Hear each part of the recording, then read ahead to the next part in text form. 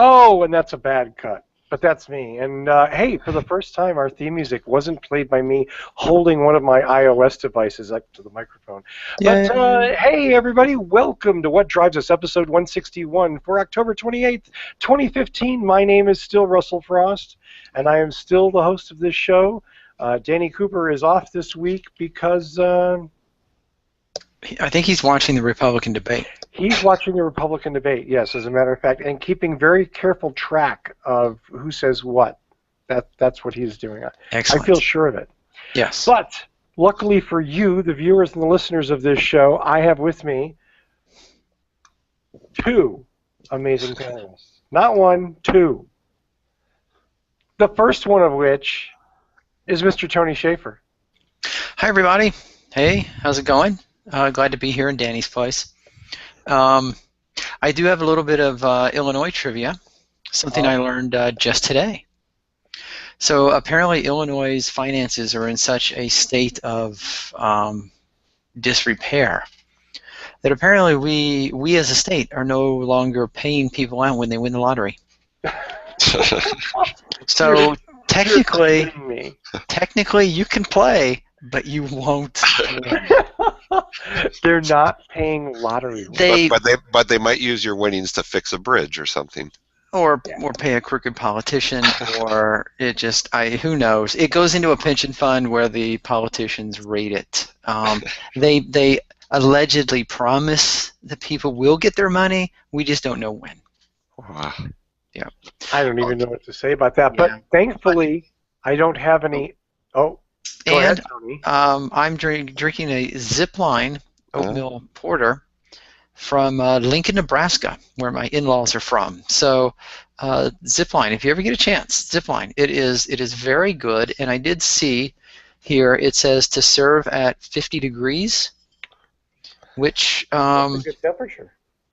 Well, I have my if I'm correct, it's right about here. That's how you're supposed to drink it. Yeah. Got it. Of course. Of course. How else could you possibly drink it? Is there any other way? I know, right? Well, luckily for me, not only do I have the master of the protractor on tonight's show, but I have the master of the EV and hybrid repair, upgrade, and everything else, Mr. Paul Guzik. Hey, everybody. I'm calling from Boulder, Colorado, where there's some other event going on tonight that I decided not to participate in. But I think it's a big deal for a bunch of people in the country, but not for me. I have to say that was probably a really good decision on your part, Paul. Yeah. I don't even know how anyone could watch it. Well, it's surprising they chose to do it here because, it's they're not preaching to the choir in this town. No. But it's more tolerable when you're enjoying it along with some legal marijuana. Yeah. Maybe that's why. That's the only way it would be tolerable. Oh, and my beverage of the evening is White Rascal with some Halloween themed dude. Nice. Devil dude on the Satan. Santa. Actually, I heard. Why they're having the debate in Boulder? Well, it's a swing state, so they're trying to convert people. Well, what you do in your bedroom's up to you. Absolutely. You pot-smoking Colorado. Pot-smoking swingers. But it actually goes a little bit deeper than that. From what I've heard, Donald Trump has bought 10 El Caminos, and they're all going to go out later on and beat up liberals. So if you're on the streets of Boulder, you might want to, and you're wearing your favorite Che shirt, you might want to maybe just back off on that a little bit. Anyway, why El Caminos? I don't know where that came from. That literally just El Camino. Because there's a press release that GM is going to bring it back next year. I saw that. So no one knows why. No one knows why. You know what? And I loved that car when I was a kid. When it was a real car. It was so practical.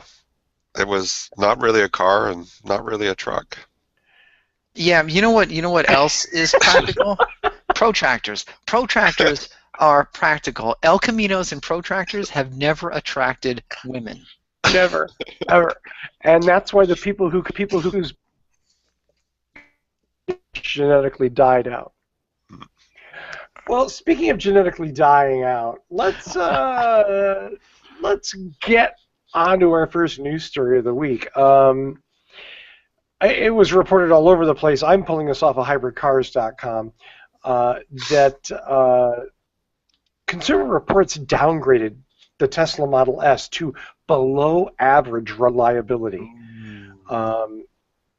Yeah, and of course, several dozen very stupid stockholders probably ran and sold some of their Tesla shares off, only to rebuy them later on, possibly at an even higher price. I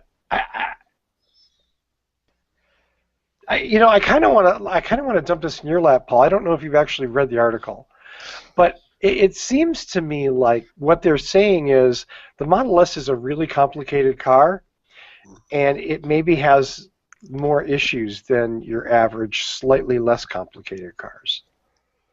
Not that it's a bad car. Yeah, and I think a lot of modern cars have, weird software things and some quality issues.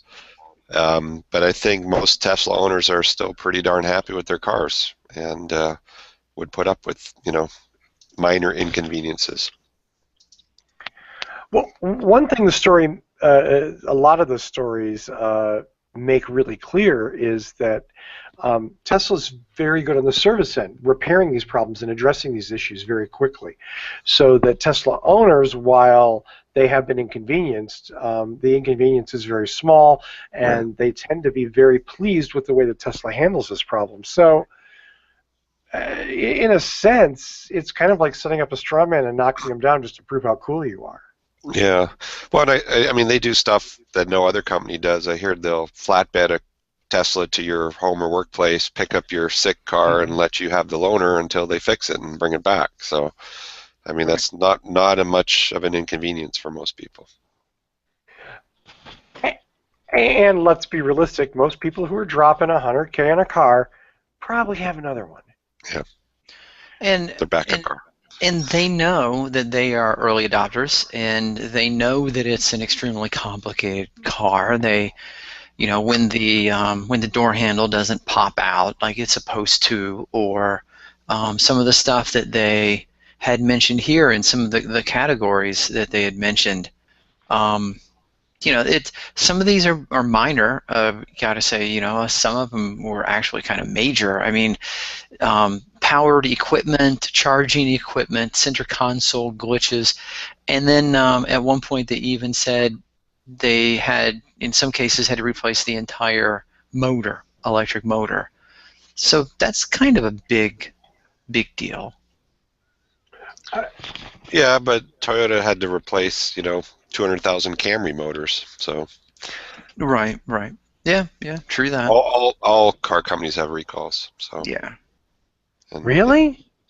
Yeah. I thought only Tesla. Yeah. Huh. I'm not mocking you. I'm mocking. Yeah. I think it's hard to really tell. When you read through this, some of the things, it's hard to tell if they're being straight or if it's if they're being a little sarcastic. But the one thing that sort of kind of weirded me out wasn't so much like the drivetrain stuff and the software or the door handles or whatnot, but body, sunroof, squeaks, rattles, and leaks. Now, does that speak to some other fundamental issues that maybe aren't as easily addressed, or? Yeah, the squeaks and rattles. I guess if you're dropping $100,000, if you're putting down house money for a car, you would prefer that it not squeak and rattle. I get that. And if you have a sunroof, you'd prefer that it not leak water in the rain. I get that too. But I understand it. At some point, you have to kind of wonder what part of it is true that this needs to be taken care of, and what part of it is, hey, my car is rattling when I hit a speed bump. You need to fix that. Right.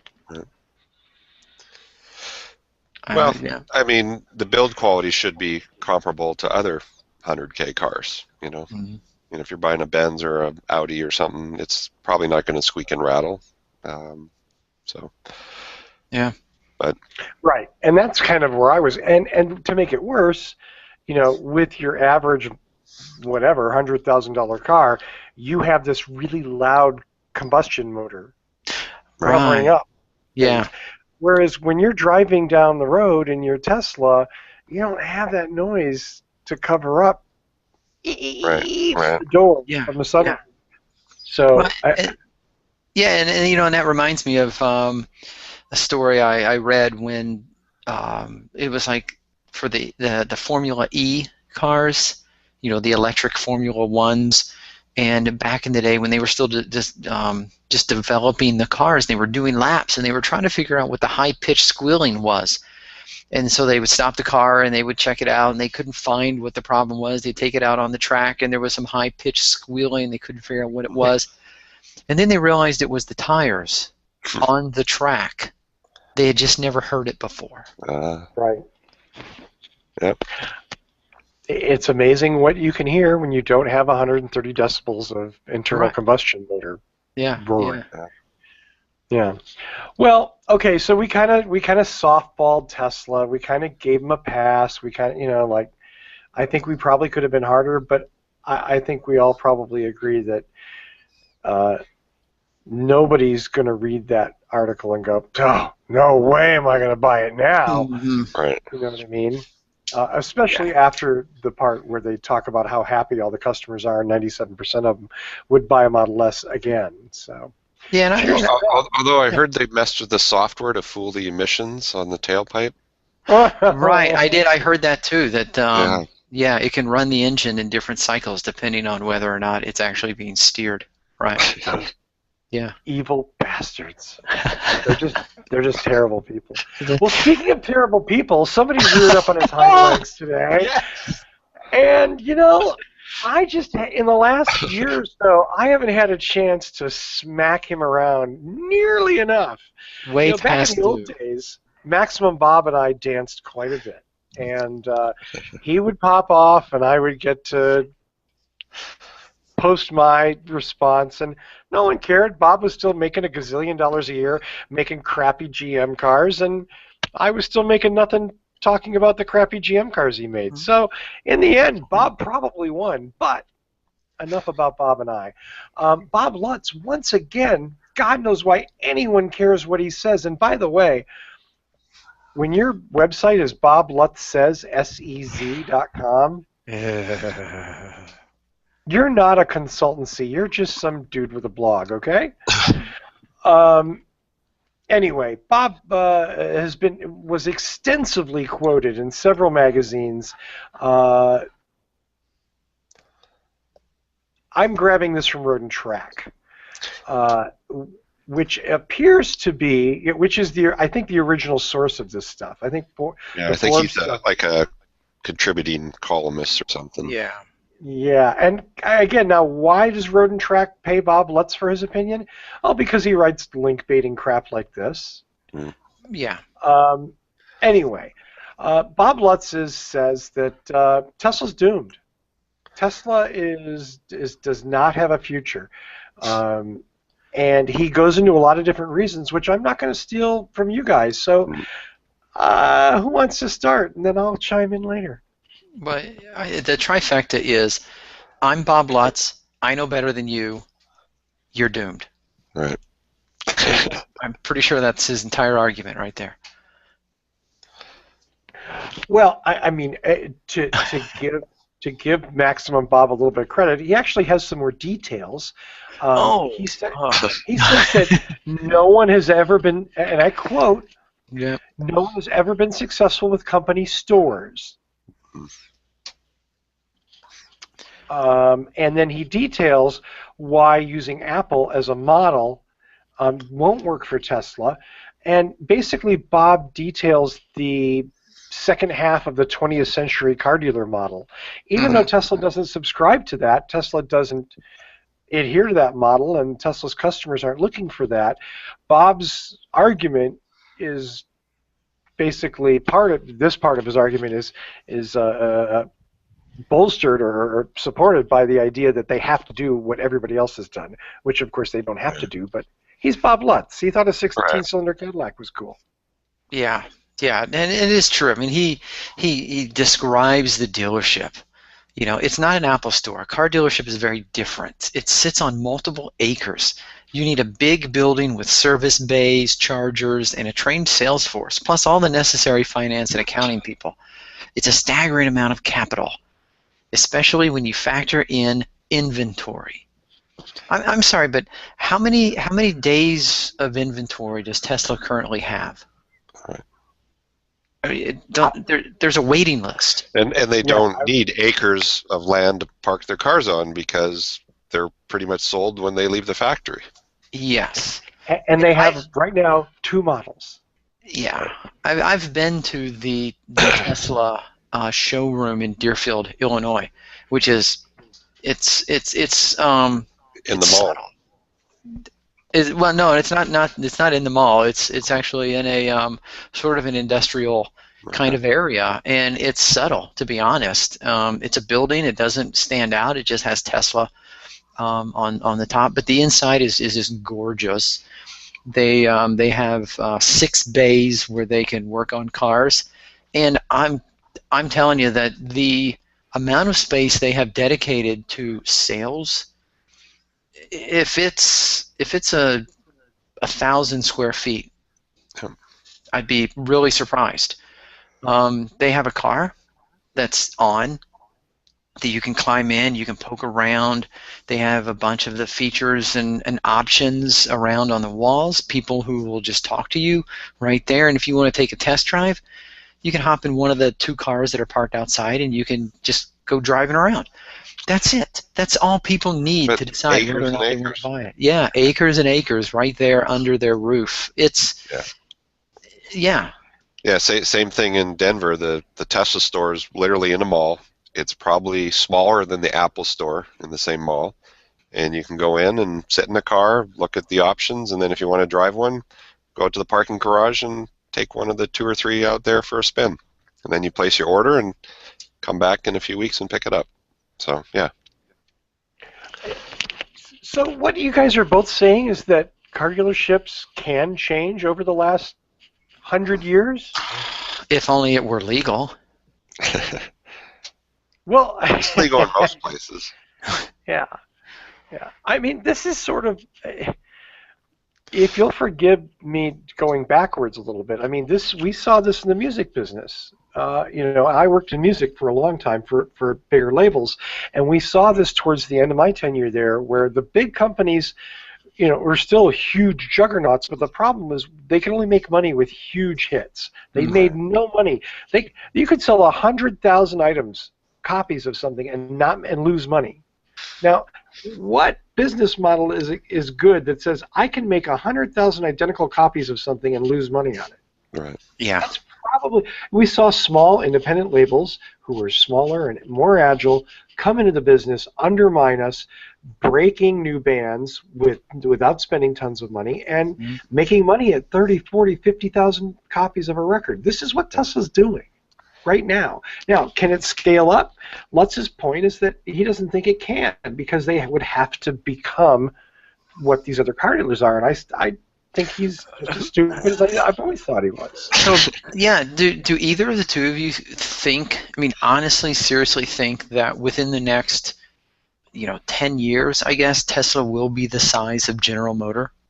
Or will be the size of Ford or Toyota? Well, they might have the market cap, but they won't sell as many cars. They won't sell as many cars. So they don't need acres. They don't need, you can go in almost, any city in the United States, any decent-sized city, and there's a dealership.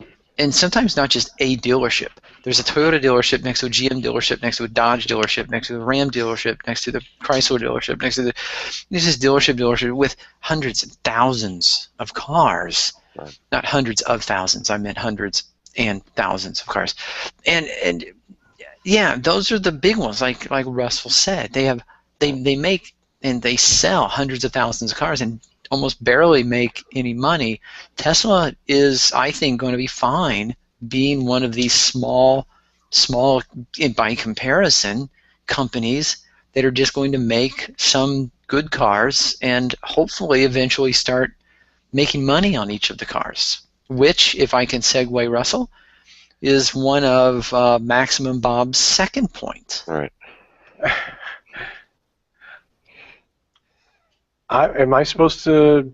You can jump in if you want, or Okay. What he said that they lose $4,000 in every car. Yeah. And his accounting comes from where? Yeah. And I just I'm don't sure buy GM that. doesn't make a profit on every car that they sell either. You know, when they're stuck Right. with turds on the lot and they got to drop the prices to get rid of them. Yeah, I don't. I've heard this before in the car business, like so-and-so loses X dollars on that car for every one they sell. I heard it about the Prius forever. You know, in the early years, Toyota's still paying back, blah, blah, blah, and, you know, they're losing. And it was like, it doesn't matter to the people who buy that car. And if they keep that cycle going, you know, eventually, and I'm not supporting this business model, but eventually the Jeff Bezos effect kicks in, and, you know, even though you're losing a little on each thing you sell, you make it up in volume. right. Yeah. So, you know, I don't. Yeah. I think the problem is the lens through which Lutz is looking at Tesla is so old and yellowed and cracked and out of focus that he doesn't really. I don't think he's. If Tesla was truly doomed, I don't think he'd see it. Yeah, and I don't think he understands the small-scale manufacturing, the hands-on manufacturing that Tesla is doing, that when people have any of these concerns with their cars, when something does go wrong, they can track it back to that particular car on that particular day, put together by that particular person, and the part came from this particular vendor. Right. And if something needs to be changed in the process, they can just rapid change it. They don't have to retool an entire assembly line just for this, because they're not at assembly line, you know, full-out assembly line levels. And as their production increases and they get their gigafactory going, I mean, their costs, manufacturing costs are going to come down, their parts costs will come down. Mm-hmm. So, the future looks very good for Tesla, and I think that's what stockholders are counting on, and I think that's to some extent what buyers see, is they feel like they're buying a piece of the future right now. Because it's not, a Tesla Model S isn't the best deal on the planet. You know what I mean? It's not, I mean, it's an amazing car. There's no, maybe it is the best deal on the planet. Tesla has gotten this cachet right now where even if Audi had a comparable electric car and they were the same price, people would rather say, I'm driving a Tesla rather than I'm driving an Audi that happens to be electric, because, well, Audis have been around forever and they're not sexy. Right. You know, so I think for as long as Tesla has that mind share, I think they can do really well. And they're still ahead of everyone else on EVs. So you would think. I mean, and that's certainly what a lot of people are betting on. Not everyone, but we're not going to talk about them this week. I think possibly one last thing. Possibly the only thing cooler than driving a Tesla is being that one blogger on the internet telling everybody that Tesla is doomed. Yeah. Right. Right, and having that name be Bob Lutz and driving traffic to BobLutzSays.com. So please go to BobLutzSays.com and tell Bob what you think, because I bet he's really open to feedback. Bob strikes me as a two-way communicator. Yeah, I'm so full of shit. Speaking of full of shit, there's a segue for you. Kelly Blue Book did an analysis recently on Volkswagen's diesel prices. Anyone want to guess which way they were headed? To the moon. To the moon, exactly. Kelly Blue Book has their analysis showed that the average Volkswagen TDI has recently dropped in value 16%. The only thing that shocked me about that was that number was so low. Yeah, I would think. I agree. Yeah. Now, if it would have said dropped to 16%, that I would have been okay. Yeah, I could see that. Yeah, it did say that, you know, part of their analysis is it looks like a lot of the car auctions are holding back on trying to sell their Volkswagens right now until they see where this is all shaking out. Obviously, Volkswagen isn't allowed to sell any new TDIs in the market. Wow. So, basically what you have is a situation where a whole bunch of Volkswagen TDI owners who just got screwed to the wall. Sitting on them. Yeah. Yeah. Are sitting on them. Yeah, I'm shocked actually that any of these cars are like allowed to be driven. I mean, I don't know if a cop could pull them over or, I don't know. Well, they can. Well, if they don't do emissions tests in the place that they operate, maybe they can run indefinitely.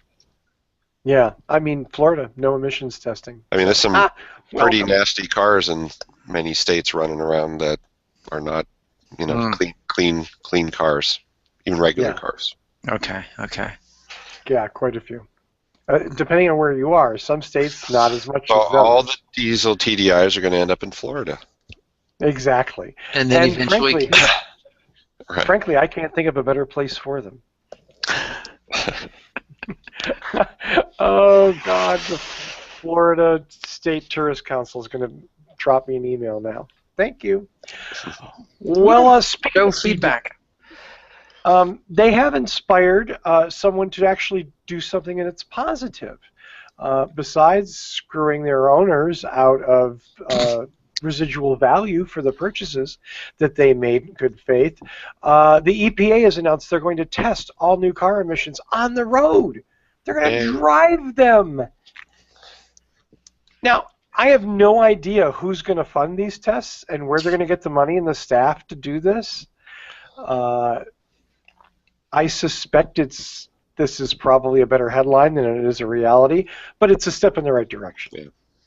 Yeah, one of the things here in Green Car Reports talks about how the fact that the EPA is underfunded, and that is actually one reason why they never caught the diesels, the Volkswagen diesels. They just got to do like TSA does. When you buy an air ticket now, there's a $6 or $12 TSA fee. Just build it into the price of every new car has a $87 EPA fee. I'm sorry. Did you just? Are you from Canada? Because you just suggested a tax. Socialist. And here in the United States, we don't ever do that. No, that's right. No, because we're stupid. We would rather underfund, undertest, and overdie than pay for something that would help us. Yeah. Gas at a historic low, we're not taxing it to build the infrastructure that desperately needs it because taxing is bad. That's right. Taxing is evil. But it's okay if the bridge collapses and 20 cars go into the river. You know what? That's libertarian paradise, my man. Some private entrepreneur is going to build a better bridge, and you're going to use that one if you're smart. Hey, if I have to pay to support that bridge, there's a 100% chance I have to pay the gas tax. But if I don't pay the gas tax, there's a less chance I'll be on the bridge when it falls. Statistically, not my problem. I think we've just solved a whole host of U.S. political issues. It's Tony's New Deal. Yeah. Let's just call it Tony's deal. Tony's deal, because there's not much new about ignorance and disrepair. That's right. Wow. So I am kind of excited about the testing. I honestly feel that the EPA should be able to walk onto any dealership lot, pick any car at random, and test it. My fear on this is that the manufacturers will be providing them the test cars. Of course they will. Just like they're doing all the preliminary testing now. Yeah. That's my fear. It's the self-regulation that's become so popular, and it works so poorly. Right. Well, I think I mentioned previously that in Colorado they have these roadside emission sniffers. Basically, if you drive by and your car is clean, you get a postcard that says you don't have to go to the testing stations. And apparently they actually used a lot of the data from Colorado to help throw the hammer at Volkswagen, because all these cars in the real world, they're like, hey, how come these things are really, all these Volkswagens are polluting and they're not supposed to. So that was kind of good to hear. Nice, yeah. Nice. That's, yeah. Hey, you know what I just realized? I totally blew past 2-minute news. Oh, okay. I'm sorry, gentlemen. We can keep going, and we can. In fact, let's. Paul, do you want to talk about the one you wanted to talk about? Yeah, that's the next story up. My story is kind of cool. Basically, there was an article recently, and the link will be in the show notes here, about which cities in the country are sort of most cost-effective for EVs. And surprise, surprise, number one is Atlanta, with all the federal, state, and local incentives. The effective costs of owning an EV are lower in Atlanta than anywhere else. And second is Denver, and I guess that means the whole state of Colorado. And then after that, you get California. So it's kind of cool to see that, you know, a lot of people think EVs are really big on the West Coast, but the effective cost of ownership is actually higher, much higher in Seattle than it would be in Atlanta or Denver. So that's kind of my topic, and Russell can share the link. But we are certainly seeing that in Colorado. Lots of people are buying EVs as their second car or their third car in the household because of the value proposition. And I wish Tesla. we had. Yeah. Lots of Teslas. Lots of Teslas in Boulder? Hell yeah. Obviously a struggling community. Yes. Yeah. I just, Paul, any other insight as to, I mean, this is basically effective cost of ownership and policy benefit. Okay. Well, and I think it's just going to get better as, you know, more bigger, cheaper batteries come out, and that whole range anxiety thing goes away for a lot of people. You know, we actually had a customer came in this week. He's an older gent, and he has an '09 Prius with 28,000 miles on it. And I said, wow, you should be driving a Leaf. And he goes, yeah, I know, I drive like 8 miles a day.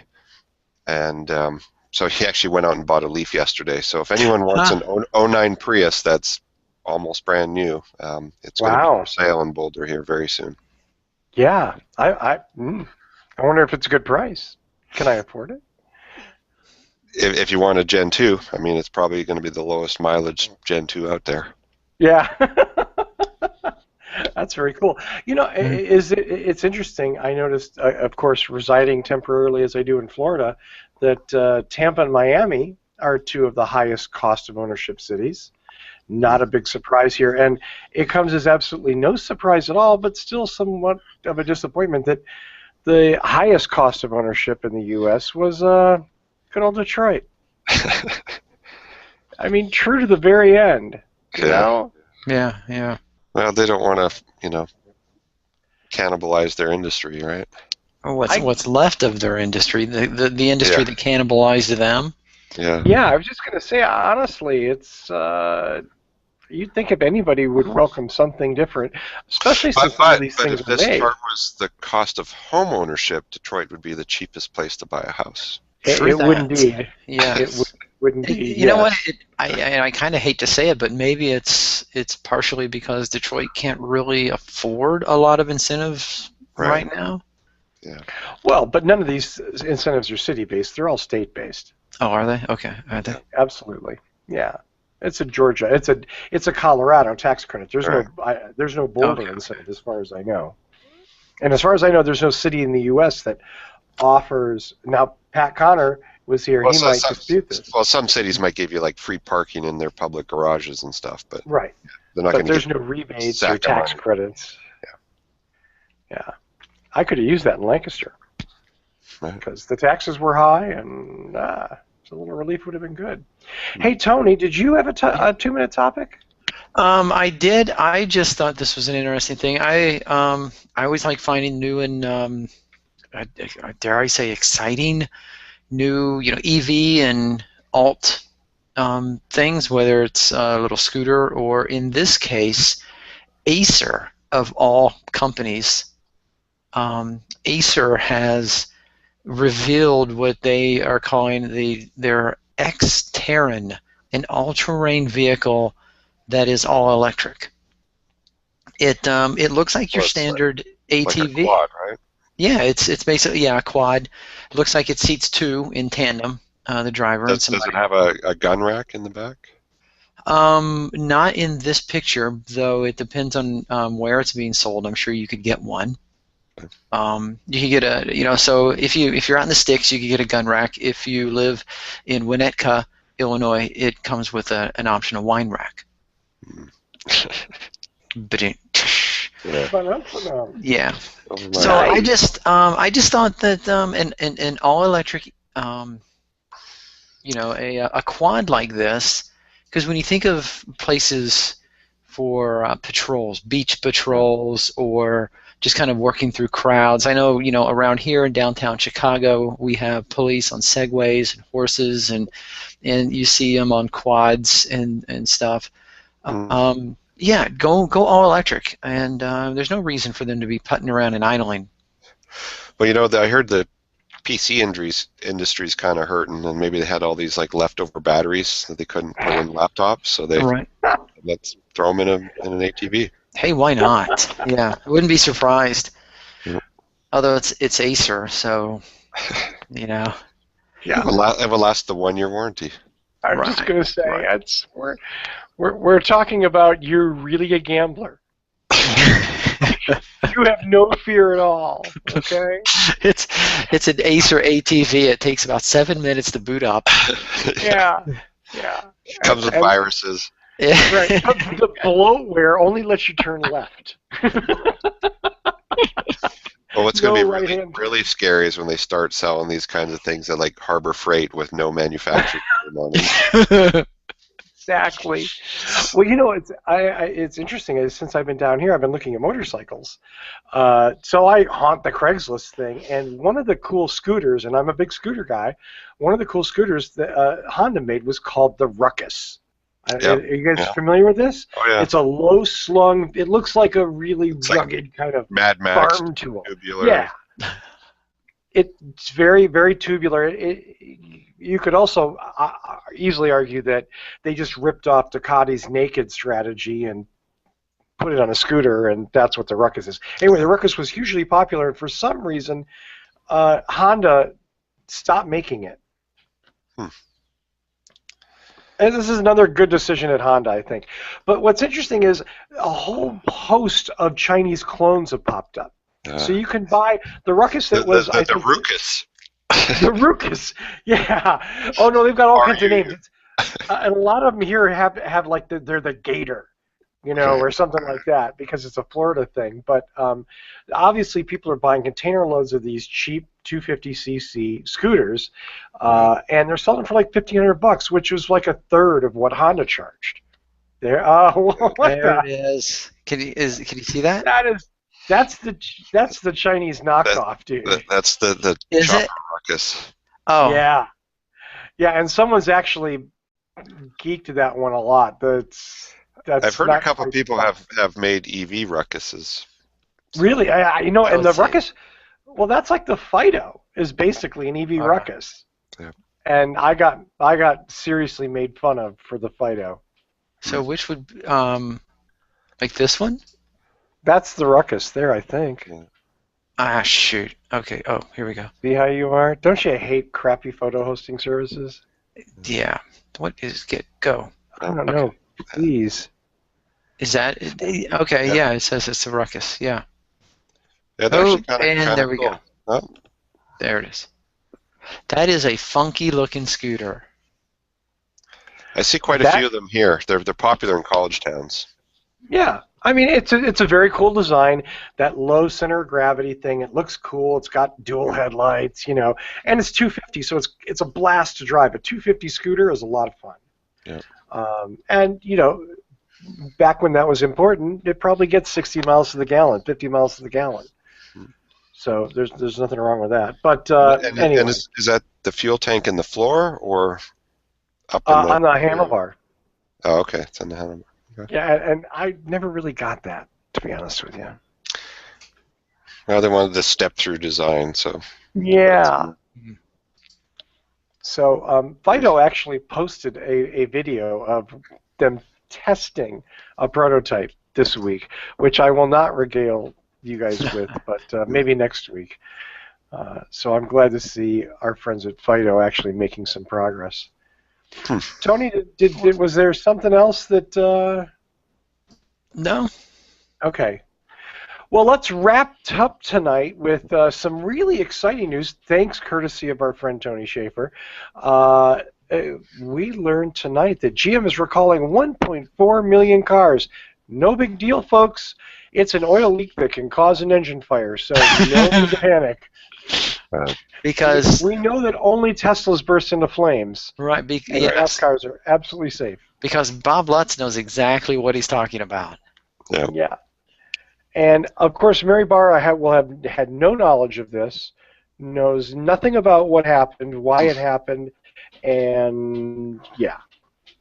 Well, my favorite part of the story is that this recall is to fix a problem that was not fixed during a previous recall. So there was a recall of a recall. Wow. And this goes back to 2001. Yes, I believe so, yeah.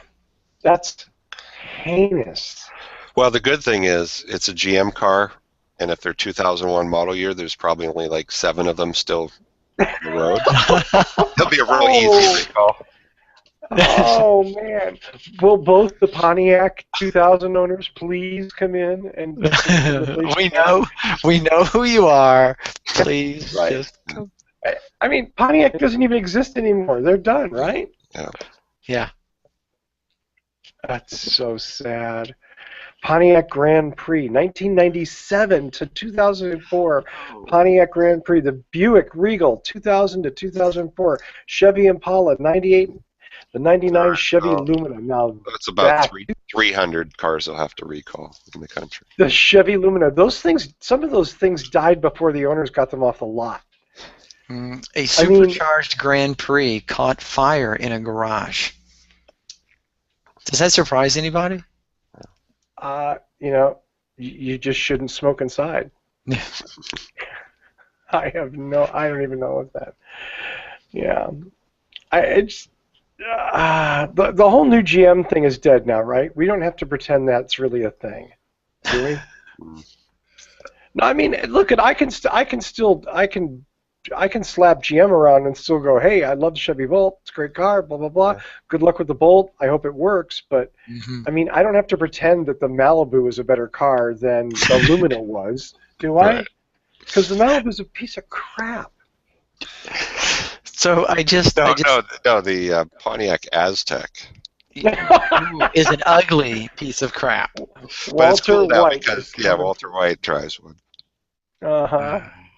Right, and we all know Walter White is a real person. That's right. How many Aztecs do you think that production company maintained just so they could have one running all the time? Yeah.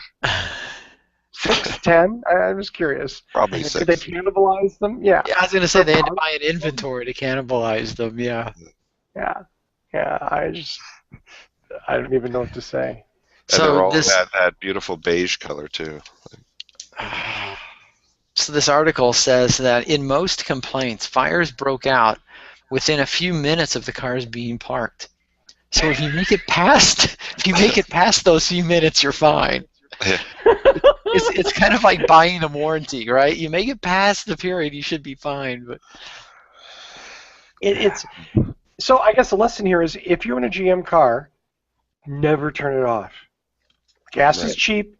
As long as the car's running, you're good. You're golden. It does say though. Some happened while the cars were being driven. So. Oh no. Oh. Yeah, I don't know. And then cars caught fire in a garage and damaged the building. So, never park them. Don't drive them. So you can park them, or no, but you park them in the middle of a concrete field. Yes, you're not allowed to park them, but you're also not allowed to drive them. Figure that out on your own time. And above all things, do not park them in garages. Here's like the classic, and again, I go back to GM just has this hideous record of any kind of concern for their owners whatsoever. Okay, so check this from the article. Quote: GM decided to replace the left valve cover gasket on supercharged engines, but it did not do so on cars without the high-performance engines. Company tests showed that if oil caught fire, it would be a small, in quotes, pilot flame that would extinguish itself, Adler said. So the company focused on removing or replacing nearby plastic parts. You want to get anything that can burn away from it, he said. So the open flame in the engine compartment was okay. That's fine. As long as it didn't catch any hoses on fire. Right. Right. Except for the fuel line hose, but. Right. Yeah, clearly the fire is not the problem. It's the combustible material that's the problem. That's right. That's around the fire. Yeah, it's the oxygen that fuels the fire. So if we can find a way to siphon the oxygen... your car in a vacuum. See, there it is. There it is. GM's going to build vacuum chambers to put in your garage. So you drive your car and it sucks all the air out, and no problem, no fire can happen. To my knowledge, no car has ever exploded in a vacuum chamber. Oh, someday these people at GM are just gonna die. And I love some of the. There's some nice people. And it's sad because the Volt is a cool car. I'd drive a Volt. Yeah, absolutely. The Volt is a really cool car. Yes. And I'm really excited about driving the next gen Volt, hopefully soon. Mm-hmm. But some of this other stuff is just makes me sad. Like the El Camino coming back. Oh boy. That's a Ford, isn't it? Or is that a Chevy? No. Ford was Ranchero. Ranchero, you're right. Thank you. So it was a Chevy. El Camino. Maybe they'll make an EV El Camino, and it will be the instead of the El. El Camino. What, coming back? Could I be that lucky? EV El Camino. No, just EV Camino. So I ran it. I got an EV Camino. I just did a Google search for El Camino, and before it would click me through, a little pop-up came up that said, "Really?" And I had to click yes. What was that Brad Pitt movie, The Mexican or something, where he goes to Mexico and he wants to rent a car, and he goes, "I want something Mexican," and they say, "How about an El Camino?" Anyway, it was a funny scene in some movie. Oh, that's great. There is an El Camino College. Did you know that? Yes, I did, actually. There's quite a bit of El Camino stuff in California. Yeah, El Camino Real. Indeed. It runs the length of the state, nearly. So, well, I think that's it for the news, kids. Yeah. Let's wrap this up. I think we've had a good hour. Yeah, we've had a good hour. So, Paul, let's start with you. Any shout-outs for the week? Just plug my own business, Boulder Hybrids, where we work on EVs, plug-in cars, hybrid cars, pretty much anything that uses little gas. And we're in Boulder, Colorado. BoulderHC.com is our website, and we are not affiliated with the Republican Party. Well, you just lost 2 customers, but you gained another 7,000. So, overall, successful maneuver. Yeah. BoulderHC.com. Yeah, maybe someday, and it's entirely off topic, but maybe you could actually educate some of us uneducated Americans as to what the whole Canadian election thing was all about. Oh man, how about that? It was cool. Picked out Harper. That was so nice. Not to get all political. Best thing about Canadian politics is the campaign period is only 11 weeks, not a year and a half. God. So, I would so love that. Yeah. And and the people, voted in a cool young guy, and let's see how it goes. So the cool son of former prime minister. Yeah, who was a very cool leader back in the day. So yeah. Rather historic in a lot of ways, and he basically won by a landslide, which right. And he used to be a boxer. Not that that's germane to anything, but I love that. Well, and a snowboard teacher and a high school teacher, and Right, kind of that second generation of wealth. Like, oh yeah, I'm going to do this for a while. Yeah. Well, good for him. It's nice to see my friends in Canada regaining their senses, because the Harper thing really, I at the time I was listening to a lot of Canadian news before Harper got elected, and I kind of watched his rise, and it was just horrifying. There's going to be a lot of email from this show. People are going to complain about my politics, so I'm going to just leave it with that. Yeah, hey, good on you, Canada. Tony! Hey, I want to remind everyone to engage in the conversation at facebook.com/whatdrivesus and interact. Ask us stuff, insult us. We don't really care. We have pretty thick skin, and besides, we're drunk by now. We have no sponsors, so no one's going to cut our funding. Exactly. GM just texted me. They're not sponsoring the show anymore. No. You mean they were? Damn it. But Bob just texted you. You're off his Christmas list. That's too bad. Yeah, and you know what the crazy thing is, I keep checking this. Facebook seems to change their interaction, and I just can't figure it out anymore. Because I used to pull like the names of people who engaged, and I'd give them shout-outs. But so if you've engaged in the last week, I'm shouting you out. There you go. How's that? Absolutely. Yeah. Thank you. And I don't want to name people because I'll skip people, and I hate that. So. Okay. Yep. Well, I'll you know what? I'll name a few people. I'll name Lee Moon. I'll name Gemcar, Colorado. Yeah. I'll name Tom Stangl.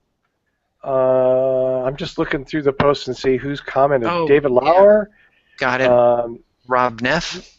Yeah. Just some idiot named Patrick Connor who's been baiting me who's been trolling me so hard this week. Oh my God, I swear.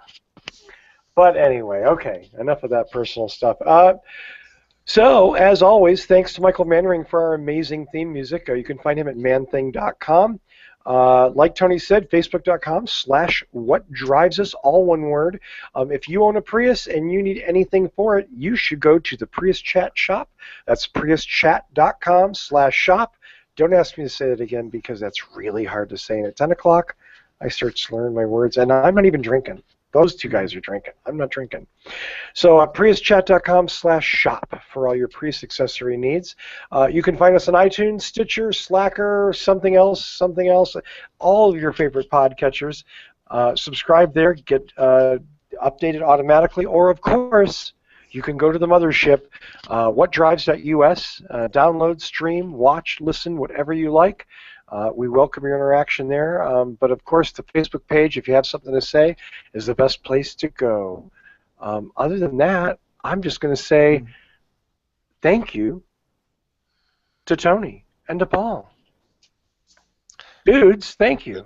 Thank you. Thank you. Always fun. Always, absolutely. Thanks for coming on, and just in case you want to find out, well, download us next week and find out what drives us.